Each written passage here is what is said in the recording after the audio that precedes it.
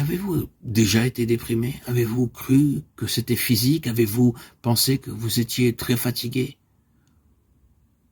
Que vous n'aviez aucun message à donner? Êtes-vous subitement devenu muet? Quand vous avez rencontré des âmes affamées, vous n'avez rien eu à leur dire? Vous avez cru avoir attristé le Seigneur, ou bien quelqu'un est-il venu vous demander de l'aide et vous n'avez pu lui donner aucun réconfort? Ou bien encore, certaines personnes sont-elles venues vous raconter certains racontards en disant « Savez-vous ce qu'un tel, une telle a fait ?» Ah, vraiment.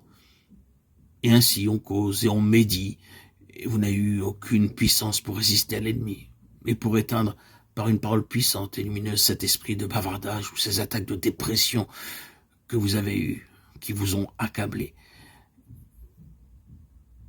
Il y a aussi les réunions intimes entre enfants de Dieu, où cet esprit de dépression, de ténèbres, de découragement, d'accablement, de tristesse tombe sur les esprits où on ne le refuse pas, parce qu'on ne discerne pas l'activité de cette puissance de l'air autour de soi.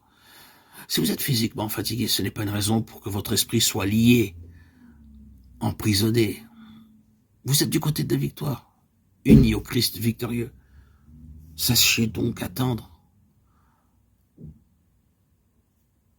Enfants de Dieu, amis de Dieu, bien-aimés de Dieu, frères et sœurs qui connaissez le Seigneur vivant, levez-vous, prenez votre place en esprit dans le Seigneur et rejetez loin, loin, loin de vous ces nuages qui s'apesantissent sur vous.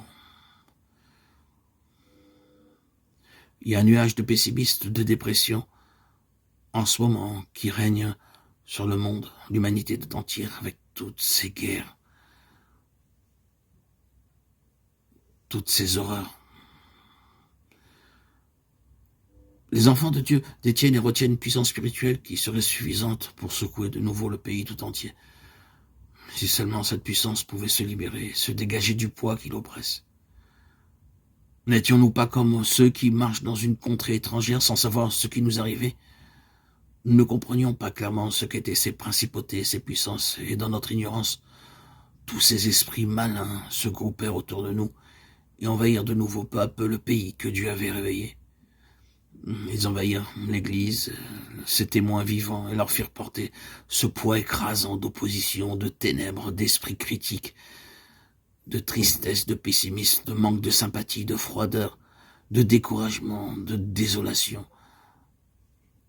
Il nous faut apprendre beaucoup pour repousser ces nuages provenant de l'ennemi et dans notre esprit à maintenir la victoire, faire face et résister afin de demeurer à la lumière du soleil de justice